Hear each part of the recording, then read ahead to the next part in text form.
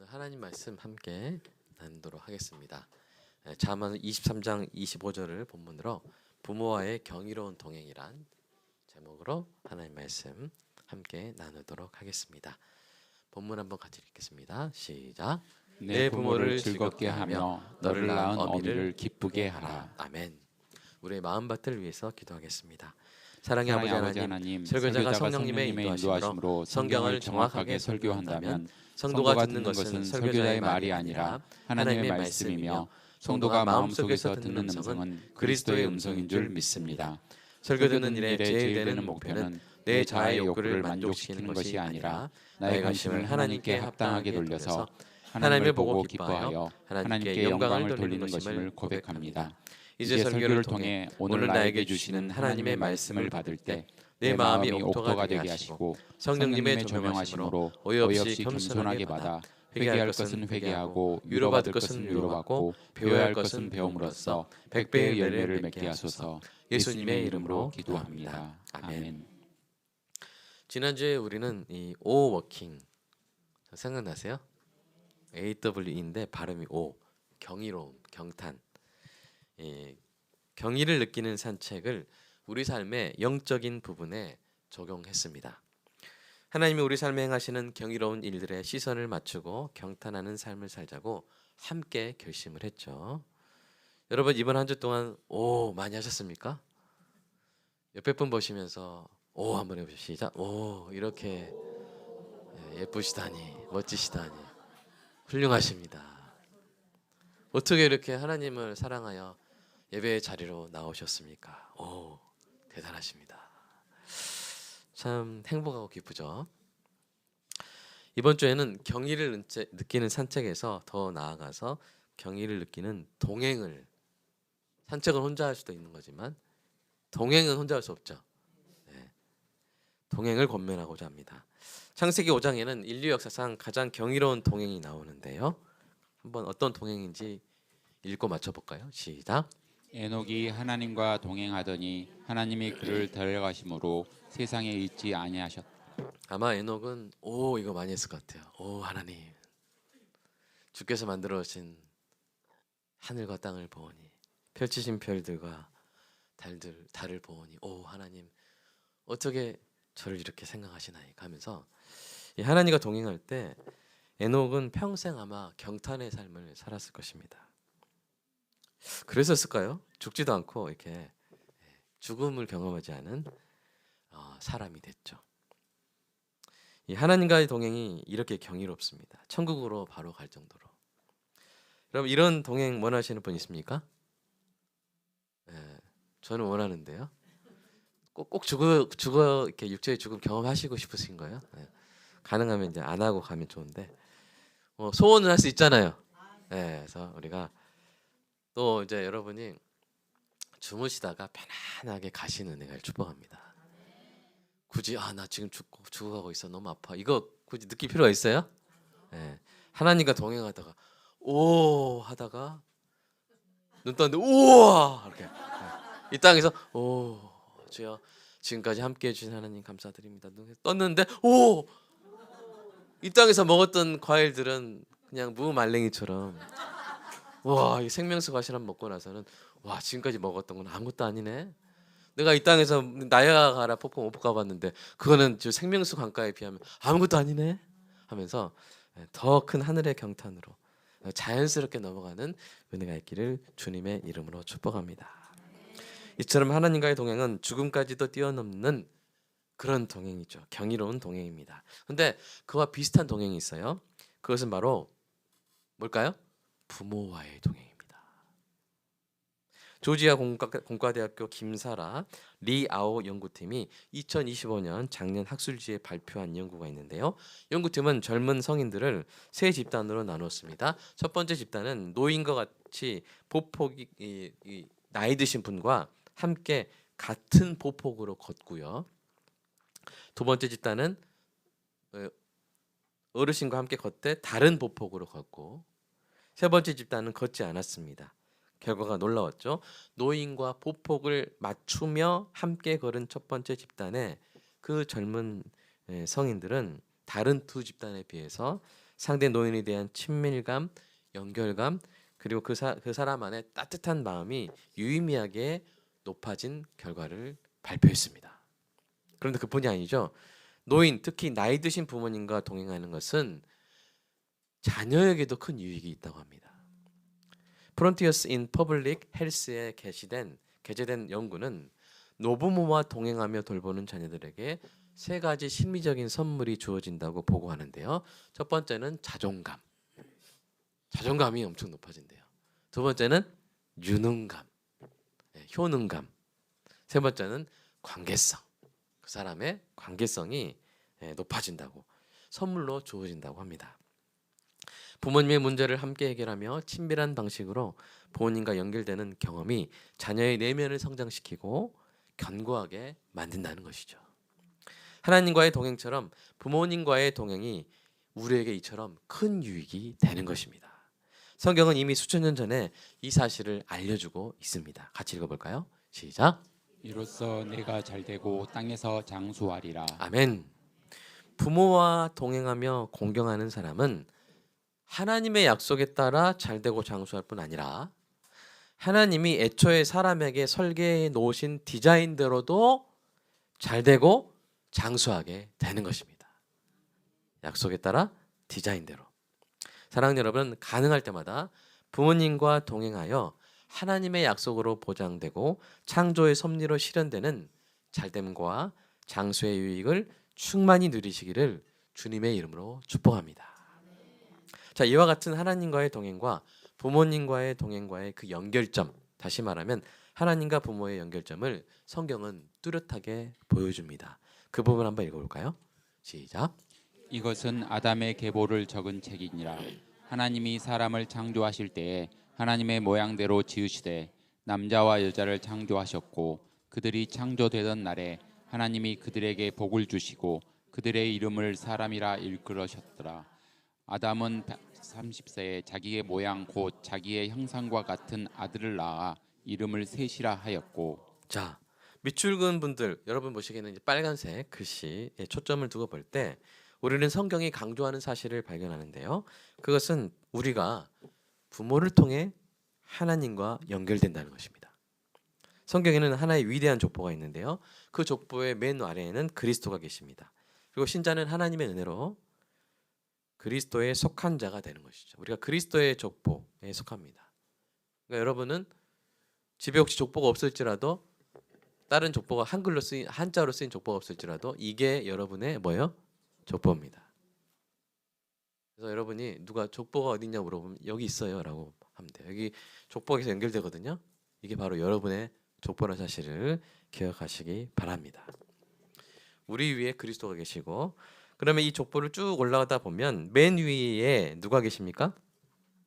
아담이에요, 하나님이에요? 아담에서 끝나지 않고 하나님께로 연결된다는 것을 창세기 5장이 강조를 하는 것이죠. 하나님이 최초의 남녀를 하나님의 1절 보시면 모양대로 지으시고, 1절 모양대로 지으시고 그들의 이름을 지으셨죠. 그런 것처럼 아담이 3절부터 보시면 자기의 모양과 같은 아들을 낳아 이름을 지어주죠. 그러니까 하나님의 창조 행위와 부모의 출산 행위를 겹쳐놓은 거예요. 그게 같다는 거예요. 그러니까 아담도 하나님의 자녀고 셋이 하나님의 자녀인 것처럼 그 족보로 쭉 이어지는 우리가 부모를 통해서 하나님께 연결되어 있다라는 것을 성경이 이야기해주고 있는 것이죠. 우리 부모님은 하나님과 우리를 족보상으로 이어주시는 중요한 존재임을 깨달을 수가 있습니다. 물론 우리는 성령님의 내주하심과 예수님의 이름으로 하나님과 직접 교제하며 동행할 수 있는 줄로 믿습니다. 그러나 우리는 우리를 낳으신 부모님의 몸, 우리를 먹이신 부모님의 손, 우리를 기르신 부모님의 가르치신 음성을 통해 하나님의 사랑을 더 구체적으로 경험하죠. 부모님의 무조건적인 사랑을 통해 하나님의 경이로운 사랑을 엿봅니다. 부모님을 인내하는 사랑을 통해 하나님의 온유하신 사랑을 배우죠. 이처럼 부모님의 사랑이 아니면 알기 힘든 하나님의 속성들이 많습니다. 그러니 부모님의 존재와 사랑이 우리에게 얼마나 큰 선물입니까? 우리는 부모를 통해 하나님의 족보에 연결될 뿐 아니라 부모의 사랑으로 하나님 아버지의 사랑을 전해받는 경험을 하고요.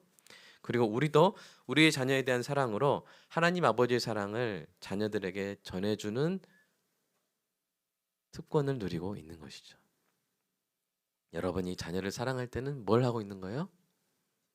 하나님의 사랑을 전해주고 있는 거예요. 엄청난 일입니다. 그러니 얼마나 귀한 선물입니까? 그런데 하나님과 부모님에는 큰 차이가 있어요. 하나님은 변치 않으십니다. 늙지 않으세요. 약해지지 않으세요. 그러나 부모님은 시간의 지남에 따라 늙고 약해집니다. 하나님은 영원히 우리가 의지할 대상이지 우리가 보살펴 드릴 대상이 아닙니다. 그러나 부모님은 이제 그 태산처럼 의지할 수 있었던 부모님은 나이가 들어서 이제는 우리가 돌봐드려야 될 대상이 되시는 것이죠. 육체적으로 정신적으로 연약해져서 자녀의 보살핌을 필요로 하게 됩니다. 부모님의 야인 뒷모습이 눈에 들어오는 것이죠. 이것이 서글픈 일이지만 달리 생각해 보면 우리가 그동안 받았던 그 경이로운 사랑과 은혜에 대해 보답할 기회가 되는 것입니다. 부모를 의지하던 자녀가 부모를 보살필 때 이르게 되는 이러한 인생에 주신 하나님의 보석 같은 명령이 바로 오늘 본문이죠. 다시 한번 읽어볼까요? 시작. 내 부모를 즐겁게 하며 너를 낳은 어미를 기쁘게 하라. 아멘. 네. 사랑하는 여러분, 여러분의 부모님을 즐겁고 기쁘게 하시기를 축복합니다. 부모님을 즐겁게 하는 것은 하나님을 기쁘게 하는 거예요. 바로 연결돼 있죠. 성경은 구약과 신약에서 이렇게 명령합니다. 이거 두 말씀 이어서 한번 읽어볼까요? 시작. 내 부모를 공경하라. 그리하면 내 하나님 여호와가 내게 준 땅에서 내 생명이 길리라. 에베소서 말씀 시작. 내 아버지와 어머니를 공경하라. 이것은 약속 있는 첫 계명이니 이로써 내가 잘되고 땅에서 장수하리라. 하나님 먼저 기뻐하십니까? 우리가 하나님 말씀에 순종할 때. 중요하게 이렇게 주셨으니 이 말씀에 순종하여 우리 부모님을 즐겁고 기쁘게 할 때 하나님께서 또한 기뻐하실 줄로 믿습니다. 이 명령은 십계명 전체에서 몇 번째냐면 몇 번째요? 5번째. 십계명에 이제 십계명은 두 부분이 있죠. 1계명부터 4계명까지는 사람과 하나님과의 관계. 5계명부터 10계명까지는 우리 사람들과의 관계. 이 사람들과의 관계의 계명 중에서 첫 번째 계명이 바로 부모 공경입니다. 그만큼 중요한 계명이면서 하나님과의 관계를 규정한 첫 번째 부분과 맞닿아 있는 것이죠. 다시 말해서 하나님과의 관계에 대한 계명과 다른 사람과의 관계에 대한 계명을 연결하는 계명이요. 신자의 하나님 사랑과 이웃 사랑이 만나는 계명이 바로 뭐예요? 부모 공경입니다. 하나님 사랑은 부모 공경까지 내려옵니다. 하나님 사랑은 부모 공경까지 내려와요. 이웃 사랑은 부모 공경까지 올라갑니다. 그러므로 부모를 공경하지 않고서는 하나님을 사랑한다고 말할 수 없고 이웃을 사랑한다고도 말할 수 없습니다. 그런데 이 계명의 중요성은 부모님이 젊고 건강할 때보다 나이 들어 약해지실 때 더 커지죠. 방금 전에 말씀드린 것처럼 연약해지신 부모님을 공경함으로써 우리는 철없던 우리를 무조건적인 사랑으로 돌봐주신 그 사랑에 조금이나마 보답할 수 있습니다. 그리고 그 일을 통해 우리가 주님을 섬길 수 있게 되는 거죠. 부모님에게 부모 공경비를 드리는 것이 하나님을 섬기는 일입니다. 부모님의 발을 씻겨드리는 것이 주님의 발에 향유 옥합을 붓는 일이죠. 우리 하나님께서 그렇게 받아주시는 줄로 믿습니다. 더 나아가 나이 드신 부모님을 공경하며 동행하는 것은 바로 내 자신을 보듬어 안는 일입니다. 여러분 한번 스스로를 안아보세요. 이렇게. 아 이거 소중하다. 수고했지 하면서. 예. 근데 이것도 뭐 효과가 있겠지만 제일 좋은 것은 내 부모를 안아드리는 것이 바로 나를 안아주는 거예요. 왜냐하면 부모님의 사랑을 생각하면 불효자가 아닌 사람이 없기 때문이죠. 이 땅에서 부모님과 이별하기 전에 시간을 잘 보내지 않으면 평생 가슴 저린 기억을 안고 살아갈 수도 있습니다. 반대로 나이 들어 약해지신 부모님을 보살피며 인생의 마지막 시간을 충만하게 동행한 사람은 남은 인생을 따스한 마음으로 살아갈 소중한 추억을 얻게 되는 것이죠. 그러므로 사랑하는 여러분, 여러분의 부모님을 위해, 하나님을 잘 섬기기 위해, 그리고 여러분 자신을 보듬어 주기 위해 나이 드신 부모님을 공경하여 동행하시기를 주님의 이름으로 축복합니다. 어떻게 공경하면 될까요? 어떻게 하면 잘 모르겠어요. 여러분, 원칙이 있어요. 바로 예수님의 황금률이에요. 예수님의 황금률이 무엇입니까? 같이 읽어볼까요? 시작. 그러므로 무엇이든지 남에게 대접을 받고자 하는 대로 너희도 남을 대접하라. 이것이 율법이요 선지자니라. 그러니까 여러분이 받고 싶은 걸 생각해 보시면 돼요. 여러분이 나이 들어 연약해질 그때를 상상해 보십시오. 그때 자녀들로부터 어떤 대접을 받으면 좋겠습니까? 여러 가지 생각을 하시겠지만 사람의 본성상 공통된 소원이 있어요. 인생의 마지막에 사람은요, 내 인생이 보람 있고 누군가에게 소중하게 여김받고 있다, 이거를 알기를 원해요. 사람은. 여러분 동의하십니까? 뼈 빠지게 희생하며 평생 자녀들을 돌보며 살았는데 마지막에 힘이나 돈이 없다고 자녀들로부터 외면이나 멸시를 받으면 얼마나 비참하겠습니까? 반대로 평생 사랑으로 돌본 자녀들이 여러분이 늙고 약해졌을 때 여전히, 아니 철이 들어가지고 더욱더 여러분을 존중하고 소중히 여기고 따뜻하게 보살핀다면 여러분, 그 얼마나 행복하고 찬란한 황혼이 되겠습니까? 여러분, 그런 대접 받으시기를 주님의 이름으로 축복합니다. 그 대접으로 지금 부모님을 대접해 드리느라. 이게 바로 황금률을 적용하는 것이죠. 여러분이 받고 싶은 그 공경을 여러분의 나이 드신 부모님께 해드리시기를 축복합니다. 이것이 성경의 보석 같은 명령입니다. 이를 위해서 구체적으로 3가지 공경을 나이 드신 부모님께 해드리는 은혜가 있기를 축복합니다. 첫 번째는 물질의 공경입니다. 가능하다면 물질로 공경하십시오. 성경에 효라는 단어가 나올까요? 나올까요? 안 나올까요? 예? 나옵니다. 어떻게 하셨어요? 자, 한번 읽어볼까요? 시작. 만일 어떤 과부에게 자녀나 손자들이 있거든 그들로 먼저 자기 집에서 효를 행하여 부모에게 보답하기를 배우게 하라. 이것이 하나님 앞에 받으실 만한 것이니라. 여러분, 이 문맥을 보면요, 이 효를 행한다는 게 뭐냐면 경제적으로 봉양하라, 그 말입니다. 그렇게 하는 것을 누가 받으실 만한 것이다? 그게 하나님이 받으실 만한 것이다. 효도에는 돈이 들어갑니다. 돈으로 효도할 능력이 있으면서 말로만 하는 것은 효도가 안 됩니다. 예수님도 고르반이라는, 하나님께 드렸으니까 부모님께 못 드려요 라고 하는 그런 전통을 악용한, 그래서 부모를 경제적으로 봉양하지 않는 유대인들을 책망하셨죠.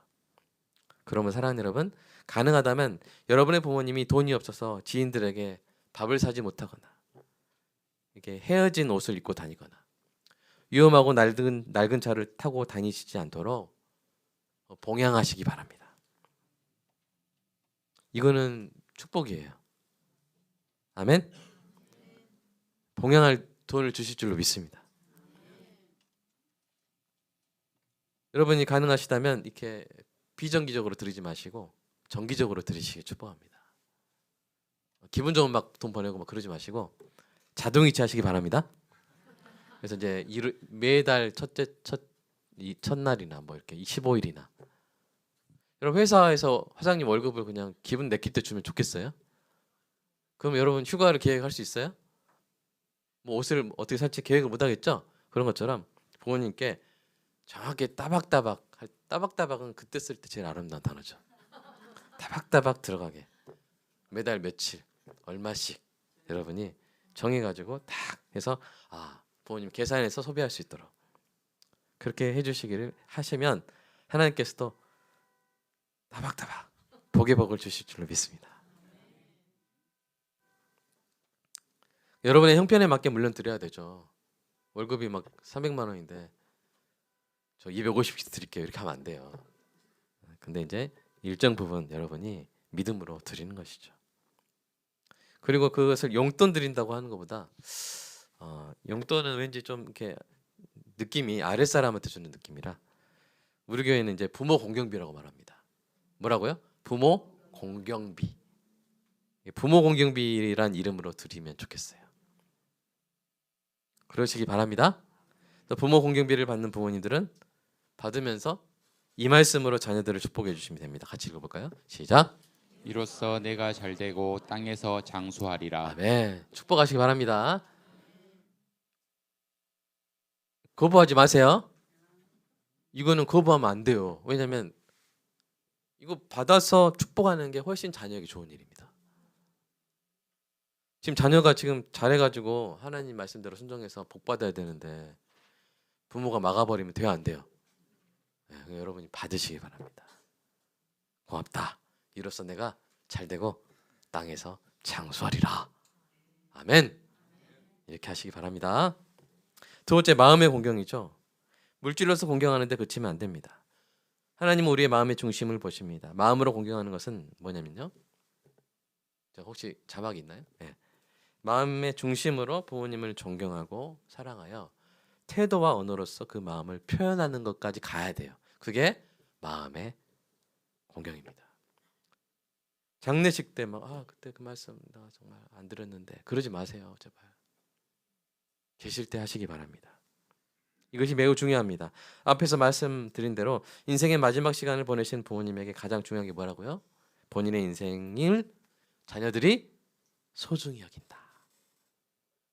내 목소리를 자녀들은 듣고 싶어한다. 내 이야기를 듣고 싶어. 여러분 부모님이 옛날 이야기할 때 들으시기 바랍니다. 지금 327번째 그 얘기 하셨다고 그러면 절대 안 돼. 어떻게 처음 들은 것처럼 오 하면서 이렇게 듣는 것이죠. 여러분 그거 힘들어요? 힘들 수가 있어요. 그러나 여러분 그럴 때 100마디 말하는 것보다 부모님은 내가 내 말을 이렇게 귀하게 듣는구나 하면서 얼마나 행복하시겠어요. 그렇게 하시길 축복합니다. 그런데 자녀들이 눈빛이나 말이나 글에 부모를 존경하는 마음이 들어있지 않다면 부모님의 마음이 얼마나 쓸쓸하시겠어요. 물론 부모님도 사람이다 보니까 자녀에게 서운하게 한 부분이 반드시 있습니다. 또는 자녀가 모르는 사정으로 인해 오해가 생긴 부분도 있을 거예요. 여러분 30대 40대 부모님이 그렇게 성숙한 상태입니까? 제가 50대인데 제가 생각해보니까 진짜 철없었어요. 제가 40대 때. 그리고 실수도 많았고 30대 때 질풍노도의 시기였어요. 제가. 저만 그랬나요? 그때 자녀를 한참 키울 때.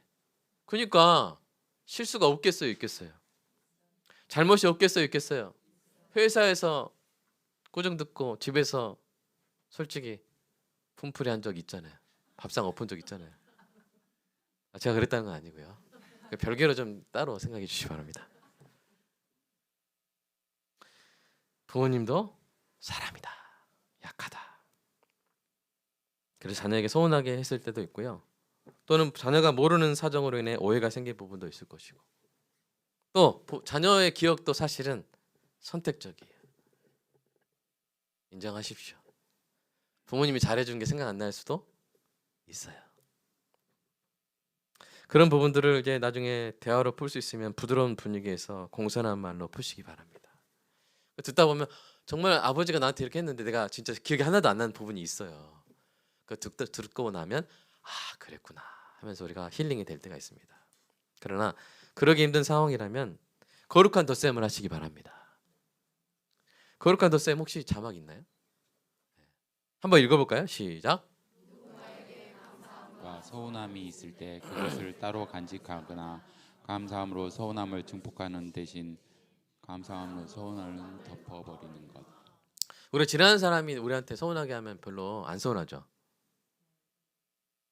지나가는 사람한테 내가 인사했는데 인사 안 받으면 뭐 서운하긴 하지만 그냥 그런 사람인가 보다 그러는데 여러분에게 잘해줬던 평소에 잘해준 사람인데 여러분이 인사했는데 인사 안 받아버리면 더 서운하죠? 언니가 그럴 수 있어? 막 하면서 그러니까 우리가 이 서운함은 감사한 사람에 대해서 서운함이 더 커져 버려요. 왜냐하면 곱셈을 하기 때문이죠. 플러스 8에 감사함이 있는데 마이너스 2에 서운함이 있을 때 곱셈을 해버리면 16만큼 서운해 버려요. 근데 희한한 게 덧셈을 하면 어떻게 됩니까? 플러스 8하고 마이너스 2를 더하면 어떻게 돼요? 네, 6이 되는 것이죠. 어떻게 바로 계산하시네요. 그러니까 덮어버리는 거예요. 감사함으로 서운함을 덮어버리는 거예요. 그렇게 결단하고 그렇게 해주시라고 하나님께 기도하시기 바랍니다. 사랑하는 여러분, 여러분을 낳아주시고 길러주신 그 은혜, 큰 은혜에 어떤 서운함이 그 은혜를 0 이하로 만들어 버릴 수 있을까요? 힘들 겁니다. 극단적인 경우가 아니면 감사함이 더 크죠. 그렇게 덮어버리는 은혜가 있기를 축복합니다. 그렇게 안 되신다고 해서 제가 정죄하는 게 아니고 그렇게 되는 게 복이기 때문에 축복하는 것입니다. 그리고 부모님을 기쁘게 하고 부모님의 인생을 보람있게 하는 말을 많이 해드리시기를 축복합니다. 자, 세 번째는 동행의 공경입니다. 동행은 뭡니까? 같이 있는 것, 같이 걷는 것이죠.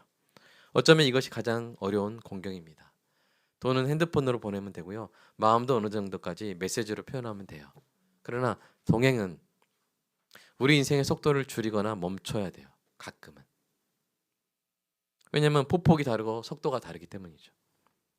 나이 드신 부모님의 속도와 한참 활동 중인 자녀의 속도는 서로 다를 수밖에 없습니다. 그래도 부모님과 함께하는 시간을 마련하는 것이 중요합니다. 나의 업적이 조금 줄어들어도, 내 수입이 조금 줄어들어도, 내가 만날 수 있는 사람이 조금 줄어들어도 더 소중한 일, 내게 가장 소중한 부모님과 동행하는 일을 위해서 인생의 속도를 줄이는 것은 결코 손해가 아닙니다. 오히려 성경이 약속한 복을 받는 유일한 일이죠. 그 약속을 1인칭으로 다시 바꿔서 읽어볼까요? 1인칭, 1인칭, 1인칭으로 바꿔주세요. 지금 빨리. 1인칭. 내가 아니라 내가. 자, 같이 그냥 여러분이 눈으로 바꾸세요. 시작. 이로써 내가 잘되고 장수하리라. 아멘. 내가, 하나님의 약속. 내가 잘되고 땅에서 장수하리라. 우리 부모님 생각해 보세요. 그 한창 때 시간을 우리에게 쏟아 부었습니다. 잠들지 못하는 나를 안고 온 밤을 지새웠습니다. 음식을 잘 흘리는 나를 먹이려고 매번 애를 썼어요. 30대 때 밥 먹는 시간 오래 걸립니까? 30대 탄참 이럴 때 밥 뚝딱 한 5분이면 먹어버리죠. 근데 자녀를 먹이려고 1시간 반 식사 시간이 늘어나게 돼요. 속도가 줄어드는 것이죠. 내가 졸려서 짜증낼 때 열지도 못하는 도어락을 스스로 열겠다고 계속 번호 누르고 있죠, 애들. 근데 그거 여러분이 열어버리면 완전 난리 나죠, 그날. 생각 안 나세요? 집에 들어갈 때 도어락 여러분이 바로 열어버리면 애 하루 또 옵니다. 생각 안 나세요? 그때 어떻게 했어요? 막 모기 막 들어오려고 하고 막 모기 막 뜯기는데 애가 다 눌러서 될 때까지 기다렸잖아요. 생각 안 나세요? 땀 막 나가 하는데 그 도어락 앞에서의 사투. 그렇게 부모님들은 우리의 속도에 맞춰 주셨어요. 같은 질문을 계속 대답해 주셨죠. 물론 그렇지 못한 순간도 있었겠지만 그러고 나서는 후회하고 자녀의 속도에 맞춰주기 위해서 더 자주 멈추겠다고 다짐했잖아요. 이제 우리가 부모님의 속도에 맞춰드릴 차례가 된 것입니다. 하나님의 약속을 믿고 부모님을 사랑하는 마음으로 느리게 걸을 용기를 내십시오. 어떤 용기요? 느리게 걸을 용기. 느린 속도로 부모님과 동행하며 여러분의 인생을 보듬어 보시기 바랍니다. 여러분을 그토록 사랑한 부모님의 거친 손을 잡으며 여러분이 얼마나 귀한 섬김을 받은 존재인지 되돌아보시기 바랍니다. 여러분을 업어 키운 부모님의 등을 안마하며 두드리며 여러분이 얼마나 특별한 사랑을 받은 존재인지 느껴보시기 바랍니다. 사랑하는 부모님과 함께했던 소중한 추억을 되새기며 그때 그 집으로, 그 동산으로, 그 시절로 돌아가 보시기 바랍니다. 그런 순간들이 인생의 가장 달콤한 순간들 아닙니까? 하나님과 동행하는 것처럼 나이 드신 부모님과의 경이로운 동행을 즐기시기 바랍니다. 이것이 부모 공경의 가장 아름다운 부분입니다. 여러분, 이제 시골길을 운전하다 보면 길가에 어떤 특별한 표지판을 마주할 때가 있죠. 뭡니까? 한국의 아름다운 길. 그런 거 볼 데가 없어요, 있어요? 자, 그 표지판이 보이면 은근히 기대가 되죠. 야, 얼마나 아름답길래 하면서 그때 시속 80km로 가고 있다면 우리는 어떻게 합니까? 속도를 100으로 막 높입니까? 60, 40으로 낮춥니까? 낮추죠. 그런 길에 들어서면 그냥 운전이 아니라 즐거운 드라이브를 하게 됩니다. 우리의 인생에도 그런 아름다운 길들이 있어요. 그 중에 하나가 바로 나이 드신 부모님을 공경하며 동행하는 길이죠. 자막 넘겨주세요. 우리 인생의 아름다운 길이 뭐라고요? 나이 드신 부모님과 동행하는 길입니다. 혹시 그 길에 이미 들어선 분이 있습니까? 그 길 가운데 하나님이 숨겨두신 보물을 찾아내는 은혜가 있기를 축복합니다. 이 표지판 이제 다가오고 있는 것이 보이는 분이 있습니까? 이제 부모님 막 약해지시고 나이가 많이 드시는 그런 보일 때, 그럴 때 이제 여러분 어떻게 하는 거예요? 표지판 보일 때 우리가 속도를 낮추는 것처럼 우리가 속도를 줄이기 시작하는 거예요. 한국의 아름다운 길을 180km로 달리는 사람 있습니까? 없죠. 속도를 늦추고 누리는 것처럼 인생의 아름다운 길에서도 속도를 늦추는 법입니다. 속도를 늦추고 부모님의 황혼을 찬란하게 해드리시기 바랍니다. 그것이 하나님이 우리에게 선물로 주신 인생의 몇 안 되는 경이로운 동행입니다. 이 시간 함께 기도하겠습니다.